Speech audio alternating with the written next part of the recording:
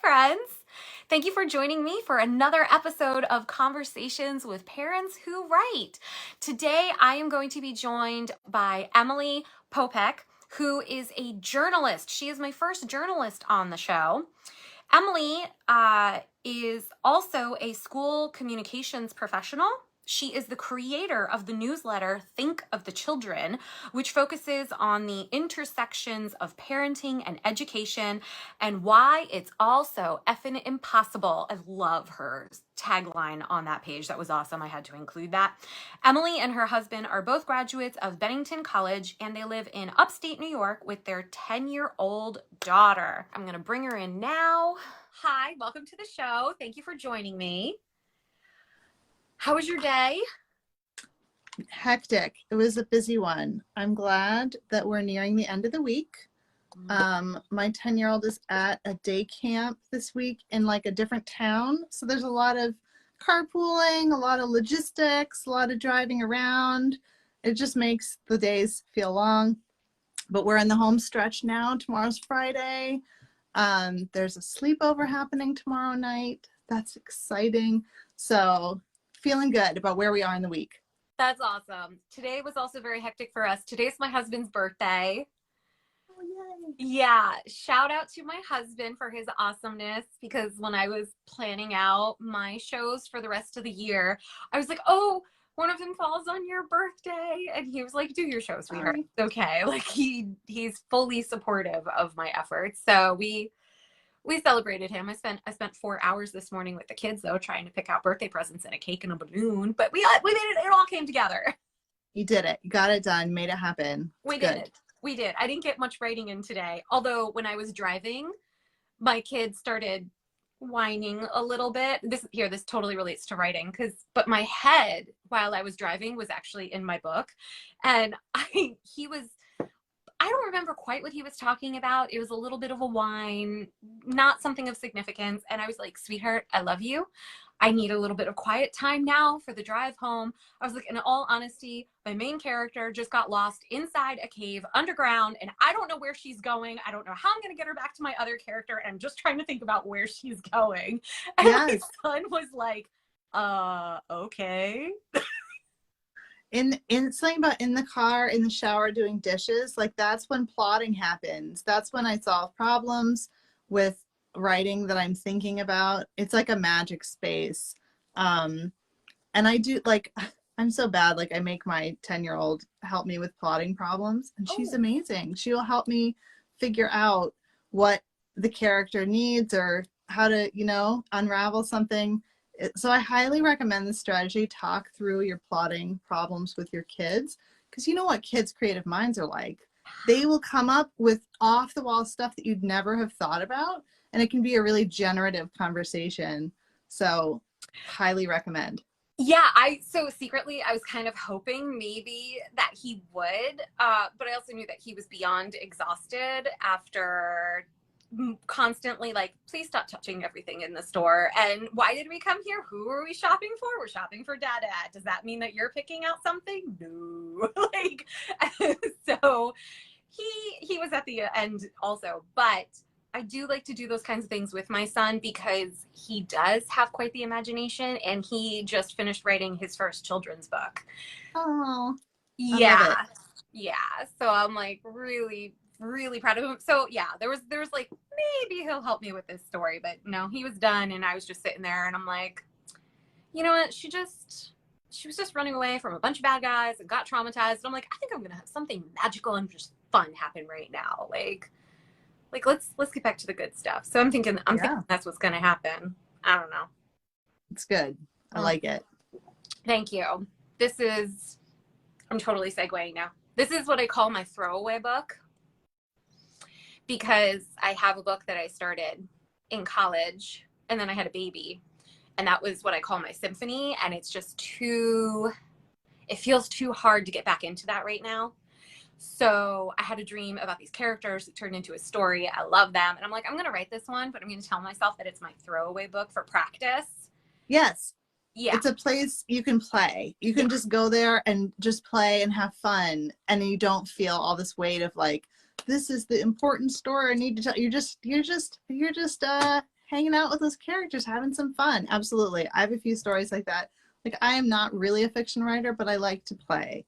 And yeah, that's the beautiful thing about writing, is that it only costs you your time to go on those little side quests occasionally. Yeah. It's been a lot of fun. And every time I call it my throwaway book, it just takes the pressure off of me. And my first draft is like 90% telling, and I don't care because I'm just getting the story down on paper and it's flowing. So I can go back later and do all of my showing and really like ground myself. But then it would be like a paragraph at a time, but the story's already told. So I don't have to freak out about spending hours and hours and hours just trying to like get my ideas down on paper and feel like frustrated that I can't keep up with Right, because you know where you're going. You already know where you're trying to get to, so you can take the time. Mm-hmm. Absolutely. No, it's funny you say that, like, that sort of helps the ideas flow, because that's actually, I know we're going to talk about this later, but that's actually why I started writing a newsletter. It was the same kind of thing. I said, I have this big project I want to do. I have all these big things I want to get into, but it felt too hard to, write a whole book, write a book proposal, go down that road. So I said, you know what? I'm going to start writing a newsletter, and it's going to be my sandbox. This is going to be where I'm going to play and experiment, try things out, send up some trial balloons, right? Oh, hey, this really resonated with some people. Like, that's cool. File it away. I'm going to try something different next time. And it's the same thing you just said. It takes the pressure off me. I don't have to get it right the first time. I'm very much a, like, do it and think about it later person. I like to just try stuff. Yes! Like, let's just try this. Let's just see how it goes. I couldn't figure out a way to do that with the whole book proposal, because there's no, like, trying doesn't really work because you don't actually get feedback. You just get silence or no's. So I had to find another place where I could experiment with the things I was thinking about, the themes I was thinking about, the ideas I wanted to explore. And that ended up being my newsletter. And it's been great to have a place to take those ideas that come into my mind when I'm driving, right? Like, like, what about that? Like, let me sit down and write 800 words about that. And then next week it'll be something different, It's terrific. That's fantastic. I love that. And I feel like that's one of the biggest messages that I learned later in life. Okay, I'm going to back up here. Don't get me wrong. I absolutely positively loved my experience at Hopkins, where I studied my master's in creative writing. I loved that experience 100%. But I forgot how to just experiment and have fun. I felt the pressure with my symphony, as I call it, that just every single word had to be perfection. And don't get me wrong, I love the writing. Like, I look back and I read my work from them and I'm like, oh man, that was really great writing. But I don't have the time for that right now. And so I put this pressure on myself that it had to be perfect. And side note, I'm a perfectionist, so that happens a lot. But my coach from my previous program really got it in my head to just do it scared and to just start doing it and give yourself permission to experiment and have fun and play. Because by putting the pressure of perfectionism on me, I wasn't doing anything. And then I just got more and more depressed. And yeah, so I love what you're doing also with your sandbox. I love describing that. It's your sandbox for working on that. When did you start your newsletter? I started my newsletter, it's probably getting close to a year ago now. It started very, very small, with just a handful of people who were reading it.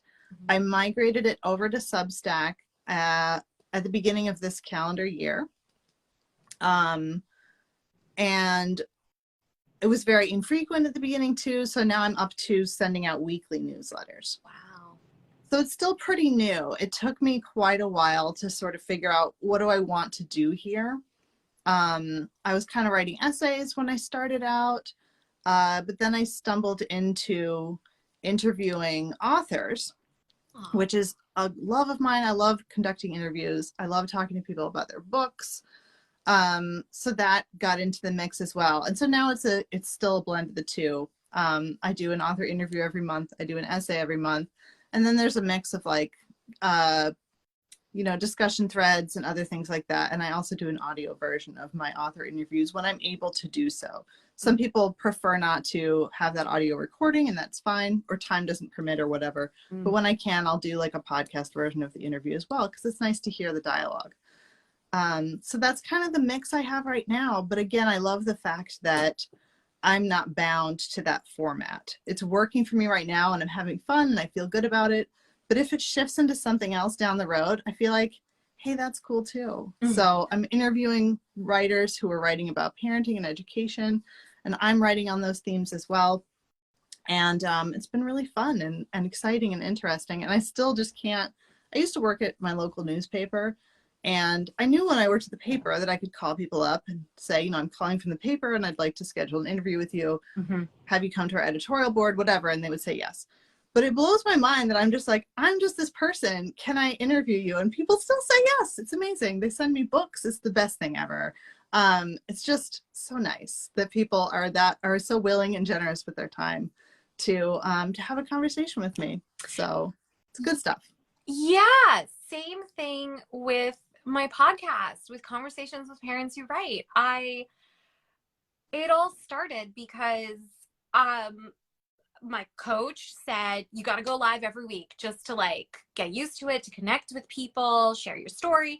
And I was like, okay. And then the perfectionist in me was like, I don't know what to talk about, and I want to make sure I'm giving them value. And it was scary on my own. And then I went into one of my writing groups and I was like, hey guys, does anybody want to join me every other week and we can just turn this into a conversation? And so many people just jumped right on board and they were like, I would love to do this with you. And my heart almost burst, like, to have that much support and excitement and the camaraderie that comes with it. It's just been amazing. And then I announced it again in June, where I was like, guys, I'm trying to fill up shows for the rest of the year. And then it was just like boom, boom, boom, boom, boom, boom, boom. And I'm like, oh my gosh, I love this. These conversations are so much fun.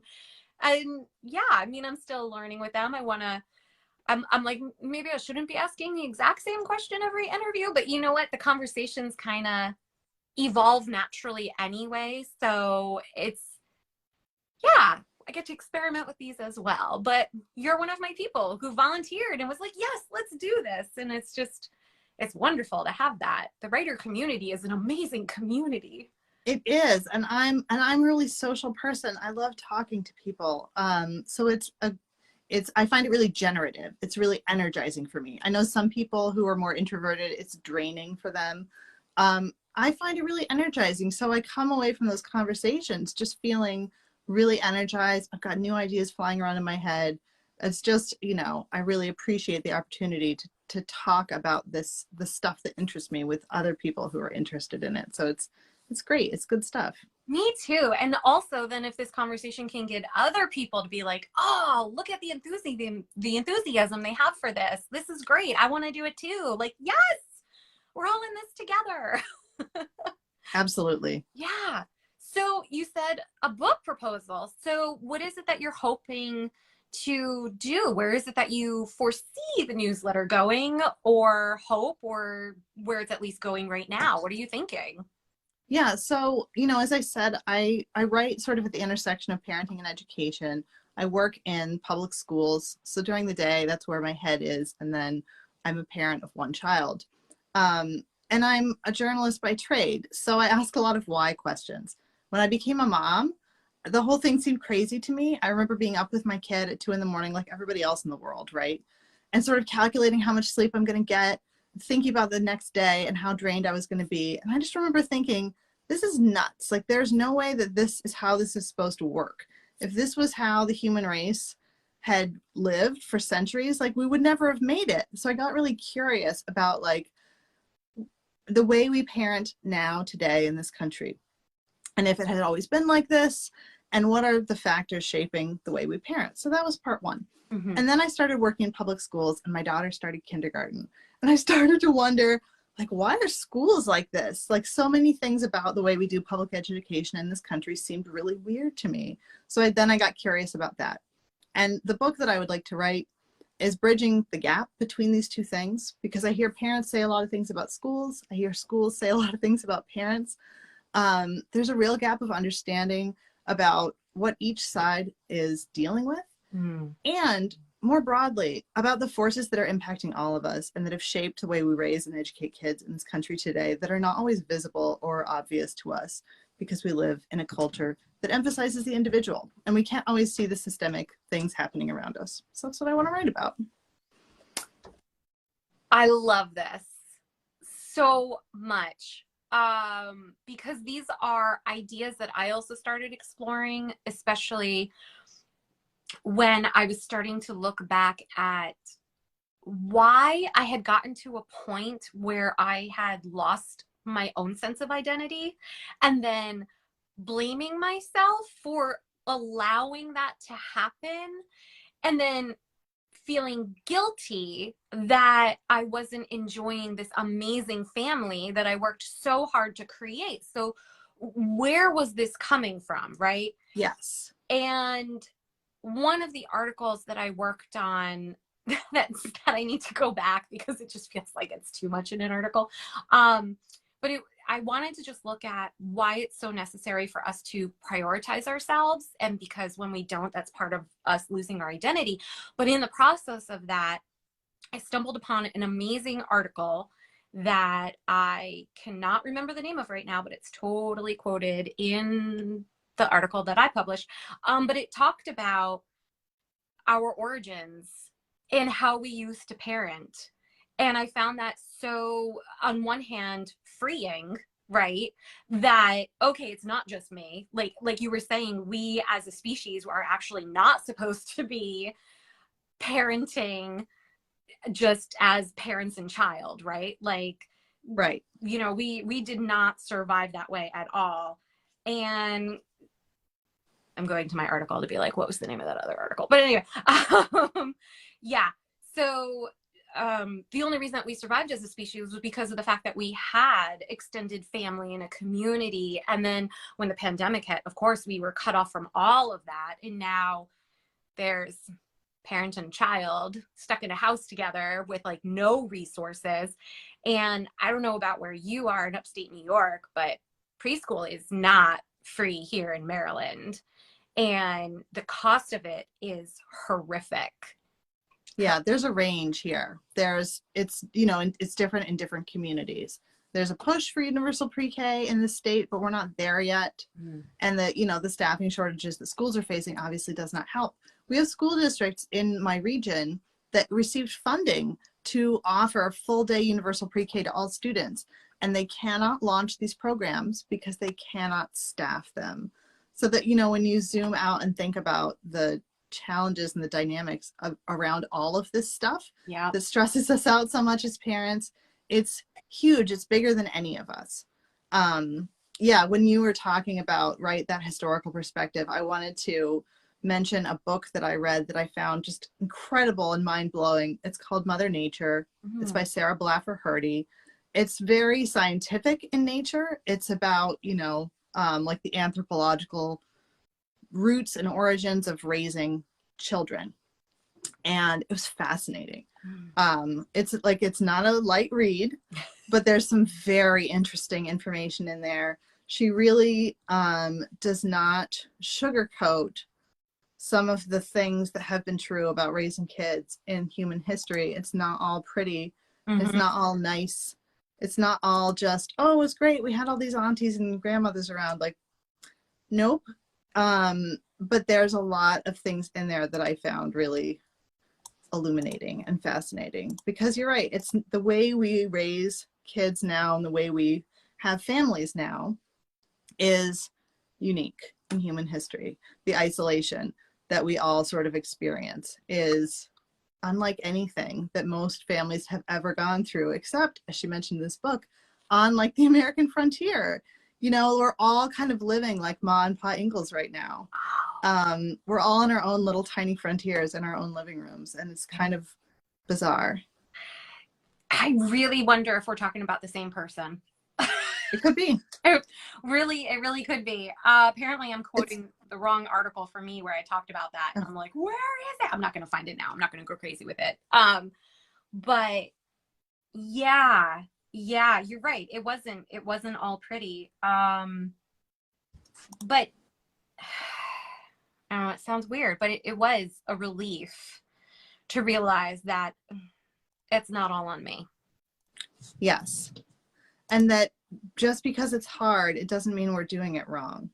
Right. It might be hard because of some factors that are completely outside of our control, right? It might be hard because we live in a country whose policy environment is actively hostile to families and children. That might be part of why it's hard. And I think the same thing is true for schools.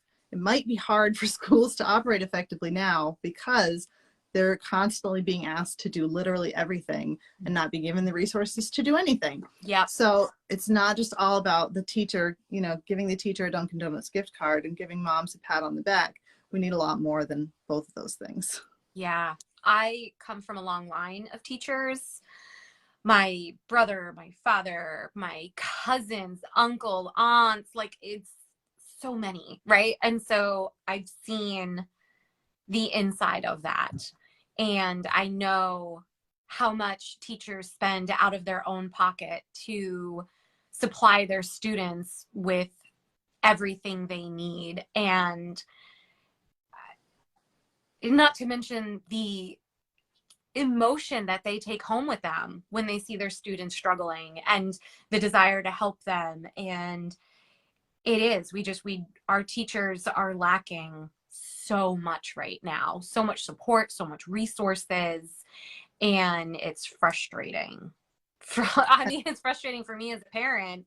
I can only imagine for the person who's doing it. Yeah. A lot of challenges. A lot of challenges, yeah. Well, I don't know. I don't know what I'm thinking. I guess I wanted to be like, what's a hopeful note that we can go out with on that part of the conversation, right? Like, oh yeah. Well, one of the things that I want to, that I also am interested in exploring, right, is that question, what do we do about all of this? right. And I think there's always hope in our own community, in our own networks of people who know and care about us and our families. I've been talking to a lot of people in my community about the need for better summer care for kids. There's not a lot. There are things that kids can do in the summer, but I look around at some of the towns around us and they have a full summer recreation program. And we're bigger than they are and we have more money than they are, but for some reason our city doesn't offer that anymore. Wow. So what I've learned is that you can make a big difference just by talking to people. And it doesn't solve every problem, but for one thing, it feels great to actually have these conversations with people who are in, positions to do something about it and hear them say, yeah, you're right, we do need to address that. Or do you want to come to this meeting next week and talk to the board about this? Or I know someone else you should connect with. It's like a massive, like serotonin hit when that happens. Mm-hmm. So like 10 out of 10 recommend, talk to your city council, talk to the PTA, talk to your school's principal, just have the conversations about the things that are challenging or frustrating you in your community. It's very low risk and high reward. And I see a lot of hope and opportunity when people get engaged in those things at the local level. And I'm also a strong advocate of running for local office, which I know sounds like a segue, but it isn't. But, your county, your city, your community, your village, your school board needs you. And if you're listening to this, you should run, period. That's amazing. Yeah.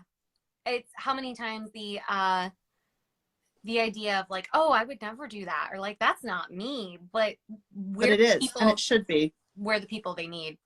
If you think you don't belong on the school board or the village board or the council, that means you do. That means you should be there. If you look at that body and you see no one who looks like you or sounds like you or has your life experience, then you do belong on that board and you should run. And if you run and you lose, then go to the meetings anyway. Memorize their phone numbers and their email addresses. It is really easy to make your voice heard at the local level. You don't have to shout that loud for that long before they get to know exactly who you are. And it's worth it. Yeah. It makes a difference. So all of this comes down to communication skills, right? Which also goes back into writing. Yes. Yeah. And the other great thing about advocacy for these things that we care about is, we were talking about perfectionism before and kind of doing it dirty even when we're not going to get it right. We don't have to be perfect when we do these things either.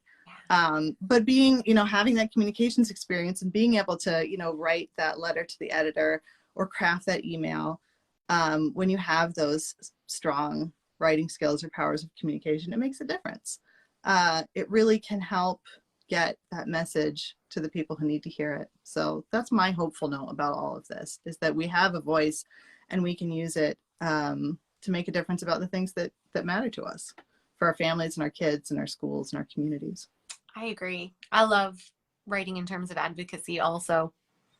So important. You have a background in journalism. Can you talk more about that? Where did that passion start from? I'm one of those people who, I've been writing all my life. I wrote my little stories when I was a little kid, and I joined the high school newspaper when I was in high school. And when I moved here after college, I decided to try to get a job for the local paper. I applied 5 times before they hired me, but eventually they were like, all right, fine. And I got an editor's position at my local newspaper. I worked there for 13 years.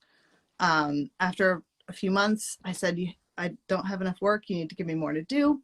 So I joined the editorial board, which I eventually became in charge of. So I wrote, this relates to perfectionism too. Once I joined the editorial board, what that meant is that for a period of about 8 years, I wrote probably 2 to 4 editorials every month. It adds up quick. Mm-hmm. It's a lot of writing. And I realized that in a daily newsroom, you don't have time to be a perfectionist.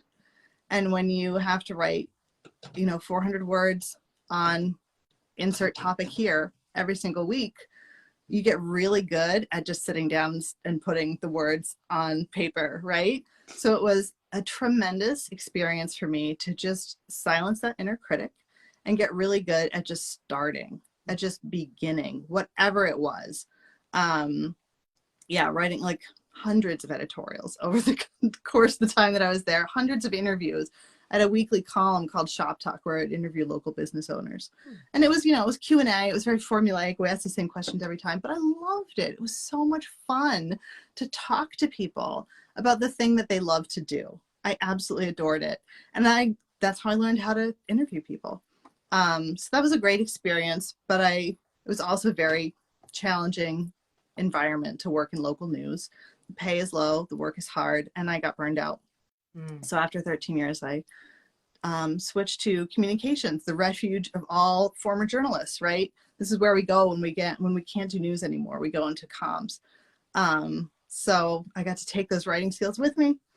But working for my local paper was a fantastic experience. I wouldn't say I necessarily recommend it across the board as a career path, but there's a lot to be said for being in an environment where you just have to write all the time and you're being edited closely every single day, right? You learn that stuff fast. Yeah. Oh my gosh, that took me back to my college years at AU. Whoo, so we're going back to 2003, 2004. I'm giving away my age here. Sorry, I'm older than you, so it's okay. I did an internship with the Tacoma Voice local newspaper, and I didn't have a car. I had to use mass transportation, so that made it challenging, plus being a college student and very limited funds, right? But I think I wrote 3, maybe 4 articles for the local newspaper. And just the full circle or surreal moment. One of the pieces that I wrote, very, very cheesy headline, was Silver Spring springs back. Right.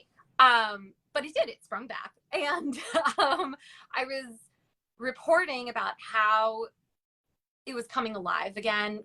You can tell just by the title, right? But I went to a cultural festival and I was interviewing people just about how the community was changing and being redeveloped. And then fast forward 20 years later, and I live there in Silver Spring. So I don't even remember where that festival was. In fact, it probably doesn't even exist anymore because it's been redeveloped so much. But I'm like, wow, I should go back to the paper with the picture that I took on my camera and my little article and read it and be like, oh, cute little Erin, 20 years ago. You're adorable. Yeah, but it is, those things stay with you, you know. And so you remember all these years later. Mm-hmm. Yeah, and I'm not trying to mock my younger self by any means. It's just so cute when you look back. And I remember, even though when I pitched the title, Silver Spring Springs Back, and I was like, seriously, they're not going to go for that. And they were like, that's great, use it. And I was like, oh, okay, then that's what, yeah. It's a nice forward headline. It's got a verb in it. I would use it if I could fit it, you know, across 4 columns. Like, okay. It sounds great to me. Awesome. So yes, that was my article. That was, okay, I'm going to have to do another side note about fun titles though. My brother used to make movies when we were kids. He desperately wanted to be a film director, and he used to work at Roy Rogers, and then Roy Rogers was going out of business. So he decided, as like a celebration, he would create a murder movie at Roy Rogers. Love it. And he wanted the killer to be somebody who was older. So I was her stunt double. And so I was the killer in the costume. And, side note, when my friends finally watched it, they didn't know where I was in it because it aired on our local TV. And then I fell down and they saw my shiny blue sneakers and they were like, that's Erin! I was like, oh, okay. But my brother, I was falling asleep on the sofa. I was exhausted. I wanted to take a nap, and he was at the kitchen counter and he's like, I don't know what to call this. And I was just like, the terror of takeout. Now leave me alone. And he was like, I love that. And that's what he called it, the terror of takeout. And I was like, okay. That's great. I hate titles and headlines. It's like my Waterloo. Like, I hate having to come up with like a catchy, you know, like a snappy title, like a clever little headline. It's so hard for me. And when I do, like, if I get one that I think, I'm like so excited. I told you I worked at the paper for 13 years. I wrote, I don't know how many headlines, and most of them were very like banal. Like, there was a lot of like, chicken dinner to be Saturday. You know what I mean? Like, I can't do anything with that. But and like, I think I can count on one hand the number of headlines I wrote that I was like, oh yeah. And I can't remember what they were, but there was like maybe a few that I was like, oh, I really did it there. And most of the other ones were just like town council to meet, like, you know, forget about it. Yeah. It's like trying to come up with hooks, even for the show notes for my podcast. And I'm like, oh, okay, I need a hook here. And can't I just be like, it's a really great conversation, people. Just listen to it. You're going to love it. I don't know. It's so hard for me. For my newsletter, when I do interviews, I try to tease out 3 things from the interview. You know, I talk to Sarah about, you know, why her kids won't eat broccoli. You know, the one thing that she wishes her teacher would do differently, and Z, you know, I try to tease out those 3 things. And it's so hard sometimes. Sometimes I'm like, yes, I've got it. And other times it's like pulling teeth. Like, I just was working on one the other day and I was like, you know what? I'm only going to have 2. I only have 2. I don't have 3. It's not a law. No one said I had to have 3. So I'm just going to have 2, and that's just going to have to be good enough. There you go. Right. Again. Sometimes we have to give ourselves a break, right? Like, we, you know, we can get really married to a certain form and like, but I have to do it this way. I have to do this. And, you know, that I say this a lot to my colleagues. It's like, there's no teaser police. There's no tagline police. Like, it's okay. We can break the rules sometimes. Yeah. And the world will keep turning. Let go of the perfectionism. A wonderful friend of mine pointed out to me that I was spending too much time with my posts, my visual posts. Thank you, Canva. Trying to put together something that would engage people and get them thinking, something valuable. And she would say, how much time are you spending on these, Erin? I'd be like, well, you know, like the first part of it's really, really fine. And then it's just like, I can't get it perfect. And she's like, Erin, you need to stop at 80%. She's like, is the last Yes. 20% really going to make much of a difference? Stop at 80%. And I was like, but I can't. And I start to notice when I'm getting into that zone of like, move it a little bit to the left. Endless fiddling. Yes. It's so, with design, I really have that challenge. I feel like with writing, it's easier for me to know when I'm done and to sort of say like, oh, yep, I feel good about this. I'm ready to walk away. But with design, I feel the same way. I can screw around with a Canva graphic like until the end of time. I don't consider myself a perfectionist, but I am like a rule follower. So that goes back to that thing. It's like if I decided there's supposed to be 3 things in the tagline, then like I'm gonna have to put 3 things in the tagline. And with design, it's vexing because like I don't know the rules. I didn't study design, you know? So I can just like noodle around forever in the Canva world. Like, oh, what if I move this over here? Like I have a graphic that I use. If I do an author interview, then I do a graphic with their book. And every time I think, I'm like, this is the one now. Like I'm going to use this version every time it's done. I have my template. The template is done. Tonight, I was working on the one for my next newsletter and I was like, but what if I added this here? And I was like, oh my gosh. But also, this is my whole thing about it being a sandbox. I was like, yeah, I am going to add that here because I like the way it looks. And then I'm going to move on with my life. And I don't have to have any feelings. Like, it's fine.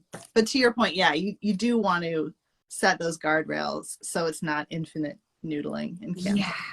Yeah. It's fun. My, you know, it's funny. I haven't even announced this publicly on my Facebook page yet. And I don't know why, but I started working again. I got a job editing memoir and fiction books. That's so exciting. It is. It's so exciting. I love it. I edited my first memoir and like, I feel like my face is turning red because I love it. And my book editing experience in the past was, important work because I was editing books that dealt with human trafficking and drug endangered children and bridging the gap between community and law enforcement. So very important topics. But my passion is creative writing. And so being able to do memoir and fiction is a dream for me, especially because I'm writing my first fiction book. And I also know that I have a memoir in me. Certain things need to be in place before I could actually release my memoir, but I'm working on it bit by bit with my blog because I put a lot of creative nonfiction personal essays on my blog. And a lot of that, I'm like, sandbox. Yes, it's my sandbox. So, yeah. And as I'm working on that, I'm like, oh yeah, this will be part of a memoir in the future. I can see it. I can see my theme that's already emerging. Yeah, but it's good to have that space to try something out and see, well, you know, what is it like to write about this? Like, how does that feel? How did it go? Is that hard? Did that feel good? Do I want to do more? Yeah. You know, it's so important to have a way to explore that without having to jump in with both feet and be like, I'm doing the whole thing. Yeah. It's also, for me with editing these books again, it's really exciting being able to combine my creative writing degree experience in those workshops with my professional background on those publications and working with authors hand in hand. So, I have to say it, my favorite part about editing books is being able to say to a writer, I think what you've got right here is a great idea. And I'm really curious what you can do with this. And then asking a bunch of questions and seeing the light go off for them and being like, oh my gosh, that is something I wanted to focus on. And then they get really excited about it, and just kind of helping them fill in the holes when I see them. And because then when they fill those holes in and they do it themselves and they look at it and they're like, oh my gosh, my work is awesome. And I just, yeah, I feel like editing gets a bad rap. I was kind of an editor before I was a writer. And I know there's like the cliche that editors are failed writers, but I firmly believe that you can be both and love doing both. Like, I'm a dog and a cat person. Like, I'm a writer and an editor, and I love them both deeply. I love editing passionately. I love being edited. I love being edited so much. It's so great to work with a skilled editor. It's like the most wonderful experience I can imagine. yeah. And I love being that person for someone else. As you said, asking the right questions, like seeing what is in there that could come out, trimming away the fat, so you have something beautiful left over. It's so rewarding and so exciting to be able to, like shepherd it through to that final form that you knew was in there, that you knew it could be. It's such a good feeling. Yes. I want to say, for anybody who is listening to this and they're looking for an editor, I hope that they find someone who helps them with their own voice. Someone who doesn't say, I would rewrite it this way, right? Someone who says, they should find someone who says, hey, I see that your theme is XYZ. And this piece that you have over here really supports that. And I think you could expand on it more. But this other area that you have over here, I don't think it supports your theme. Maybe this is something else, right? But you're not saying you need to rewrite your story, or I would have done it this way, or... Right, because it's not about you. It's about the work. And I really think, I think of good editing, good parenting in the same kind of way. I can tell my 10-year-old, put your coat on, right? Or I can support her skill building by saying, hey, you know what? I noticed it's really cold outside today, and I wonder if you want to wear a coat. To me, like, that's the kind of editing that you're describing, right? It's that scaffold, it's that support. It's to say, I noticed something here and I want to bring it to your attention. And then you get to decide what to do with that information, right? That's on my best days, that's how I want to parent. Yeah. I want to say, hey, I noticed that, those clothes that I brought up to your room didn't get put away. They're not my clothes. I don't want to be the clothes police, right? Like, I'm not that interested in the clean laundry, to be honest. And I want to support my daughter's skill building as a young human. So I can ask those questions, and I can be that other voice that says, hey, I noticed this. Like, you said you wanted clean clothes to wear tomorrow morning, and you get mad when they're all wrinkled. So what do we want to do about this? And then, like, the hard part with editing and parenting, right, is sometimes you got to watch them fail. Yeah. Because that's where learning happens. Yeah. I used that sentence today with my 7-year-old. I said, hey, I noticed that you have a lot of energy in you right now, and you're having a hard time controlling your body and respecting other people's boundaries. So what do you think's going on here? Like, is there something you need? Is there something I can help you with? And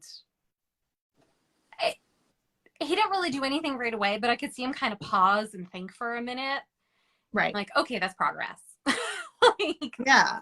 And it's, the critical difference is that you can walk away from the manuscript and we don't get to walk away from our kids. But I think, some of that guidance is similar. I think too, but I have to guard against, I don't want to say giving my kid too much credit, but understanding her emotional and developmental age is different from my own. Yeah. And my kid might not know what she needs if her body and her emotions are out of control. She might not have that awareness. And even if she has the awareness, she might not be able to articulate it. So, right, there are limits to what I can expect for her to solve on her own. And every kid is different, right? And We're all the experts about our own children, but that's like the hard part of it for me, is to know what those expectations can be that are realistic. Very, very much so. So we have been working on me trying to help him become aware of when he's getting to this point and having some things that could potentially happen. Do you want me to read to you? Because that really helps calm him down. We snuggle up, it gets him the connection. So maybe he was needing some connection. Would you need some water? Are you hungry? Do you have to pee? Like, how many times? Right. How many times is it just they need to go to the bathroom? Like, Right. how many times is that what's going on? Right. Like, it's wild. My 4-year-old was eating dinner and he was just like, and I'm like, I think you need to go to the bathroom, bud. He's like, Right. Like, maybe check that out. Maybe let's try that. I'm like, Yeah. You can't get the chicken nugget to your mouth because you're bouncing around so much. Boogieing around. Yeah. But yeah, so we've been working on that level of awareness with him and trying to help. And sometimes it works and sometimes it doesn't, and that's why there are backup plans in place, right? Yeah, and that's why we have boundaries too, right? Yeah. Because it's not all power in the hands of the child, because that's not the world any of us wants to live in. There are things that are not optional, and right? And there are things where, someone's well-being or safety is at stake, and there's not going to be a choice right now about what happens, because there are other considerations that overwhelm that. So yeah, it's all tricky stuff. You know what amazes me is how much kids refuse to acknowledge when they're tired. Yeah, it's almost like it's a bad word, right?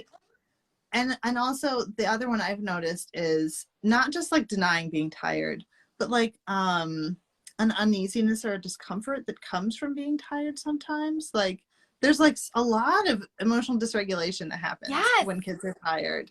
And it's really hard to, sometimes it goes from 0 to 60 real fast. And you realize like, oops, we are past the point where we can actually have a rational conversation right now. And I just need to fast forward to giving you what you need. Yes. There's no more talking about this. Like, I remember one time when my daughter was really little, she was, 2 or 3, like very small. She was still doing the afternoon nap, and she had kind of a rough day. She woke up from her nap and she was just in a state, like very upset, like kicking, you know what I mean? The whole 9 yards. And I was like, you just woke up. Like, how can you be this mad? And of course, there's no talking to a kid when they're that dysregulated. Like, and she's 2 or 3. She doesn't have a lot of like expressive language anyway. And so you're like running the clock back in your mind. Like, are they sick? Like, what's going on? Yeah. And I was like, oh my gosh, she's super hungry. Like, I just remember that she didn't really eat her lunch today. She is starving, and she has just like lost it. So I ran downstairs and I brought up like a spoonful of yogurt and just put it into her mouth. Because I was like, you just need like some calories and sugar in your body like right now. And she was like, and like ate the yogurt. And then like 5 minutes later, she was back. But it's just so wild how dysregulated kids can get when they're really hungry or really tired. And when they're still pretty small, like there is no conversation that you can have with a child that is that dysregulated. Like that's not going to give them what they need to move beyond that point. Yeah. And it's hard because with my 7-year-old, everything that he was doing this afternoon was because he was exhausted. I knew it. Right. So I tried to at least make him aware of it, give him some suggestions. But the truth of the matter is the only thing that was going to help was getting him to go to bed. And I couldn't get him to go to bed at 5 p.m. Right. You're still on that long off ramp. So you're just like, you got to do damage control, right? Until or it's like that long car ride and you're like, we're still in the car. Like, we're not done. We got to just get through it somehow. Yep.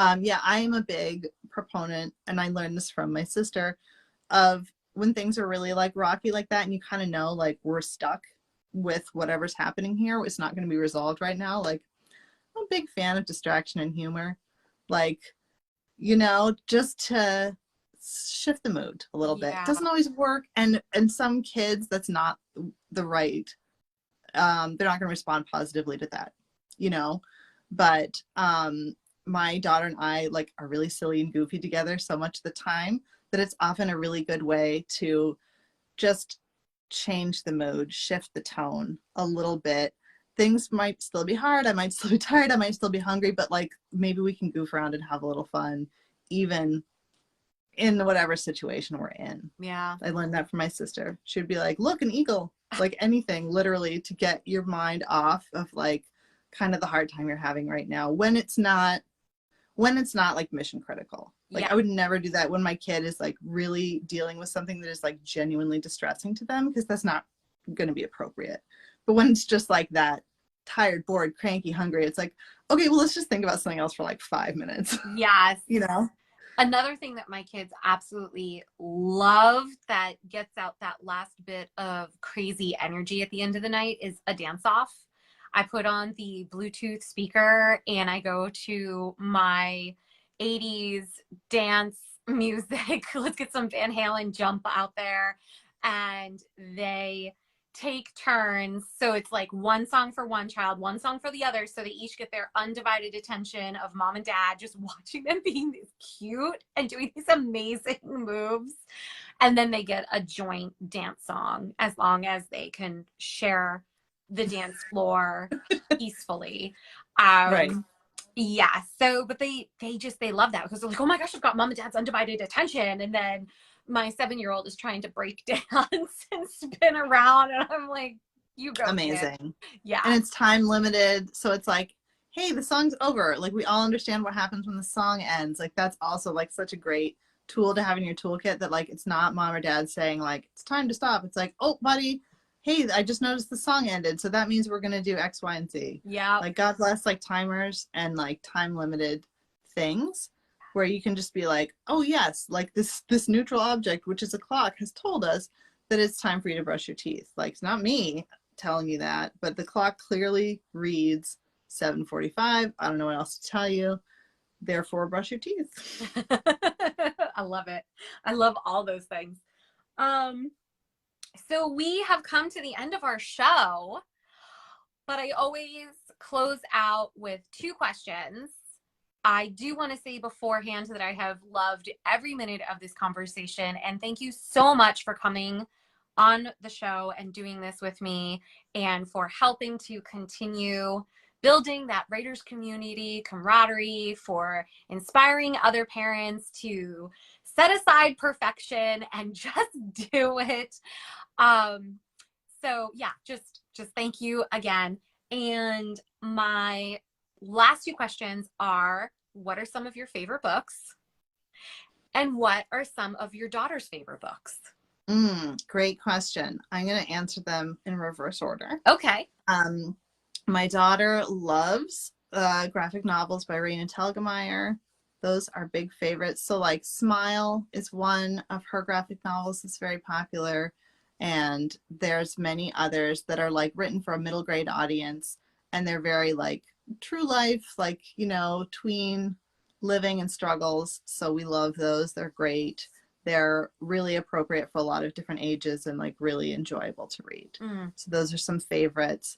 Some of my favorite books, I can never pick a favorite, but I really love, I read mostly nonfiction. I don't read a lot of fiction, to be honest with you. Okay. But I read Such a Fun Age last year. That was a novel that I absolutely loved. I'm going to Google the author real quick because I'm going to forget her name.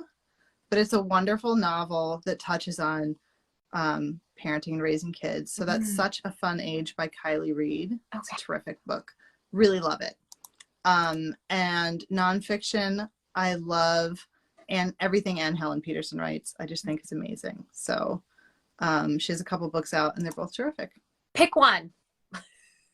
Can't Even, which is about being a millennial, which I am not, but I read it with great interest. It's a fantastic book. Can't Even is what it's called, by Anne Helen Peterson. Okay. I'm gonna put you on the spot. What is something that stands out to you about that book?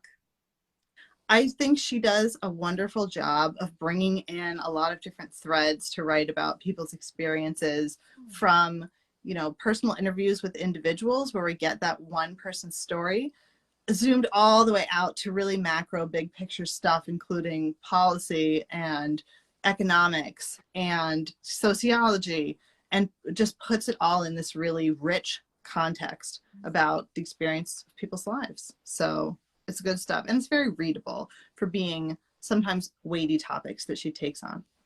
Wow, that does sound fascinating. Thank you so much for sharing that. I usually try to have a book to recommend also at the end. I did not come prepared this time at all. So then I just turn and I look at my shelf and then I feel completely overwhelmed. Ooh, you know what? I know what I'm going to promote. This is a friend of mine who went to college with me at Hopkins, and I have 2 of her books. But, oh, and you know what? One of those is a trilogy, so I'm going to have to go get the other 2 books. I'm going to promote Kelly Ann Jacobson's Cairo in White.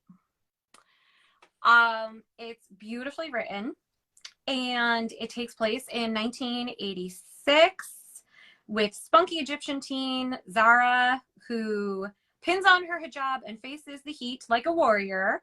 But after climbing into Ahmed's wall and sneaking into their household, Zara's parents catch her and force her to choose between telling them the truth about her relationship with Ahmed's daughter or marrying the son they think she's been sneaking there to see. Fascinating. That sounds like a really interesting read. Cairo in White. Yeah, and Kelly is such a sweet, amazing person. I love her writing. She's had so many other books come out. I'm really proud of her. I've loved watching her writing career grow, and she also teaches writing now too. So yes, that is a book that I loved, but then also I really love the author, and I am grateful that I got to study beside her. Yeah, that's great.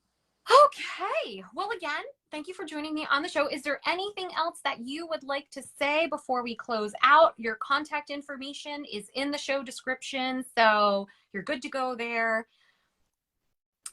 Yeah, the only other thing I would say is that I, too, am always looking for interesting folks to interview. So if anyone out there is writing, making, saying, doing interesting things about parenting and education, I would love to hear from you and talk to you about it. That would be wonderful. I hope that you do get even more people in your sandbox. I love that. Yes, come play with me in my sandbox. That's the invitation. It's a fun place. That's wonderful. All right, then. Well, thank you again. You go have a great rest of the night, and we'll stay in touch. Thank you. It was wonderful to talk with you. I really appreciate it. Thank you. You have a good one, okay? All right. Bye-bye. Bye.